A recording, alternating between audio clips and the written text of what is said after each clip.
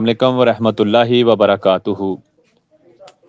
شبان کے مہینے کی بڑی فضیلت ہے، اور خصوص بالخصوص شب برات جو ہے اس کی بڑی فضیلت ہے۔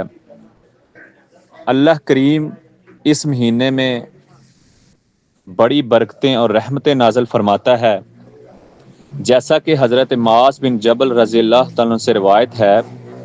آپ فرماتے ہیں کہ رسول کریم صلی اللہ علیہ وآلہ وسلم نے ارشاد فرمایا، اللہ تعالیٰ شبان کی 15ویں رات اپنی مخلوق پر نظر فرماتا ہے، تمام کی مغفرت فرما دیتا ہے، سوائے مشرک کے اور کینہ رکھنے والے کے۔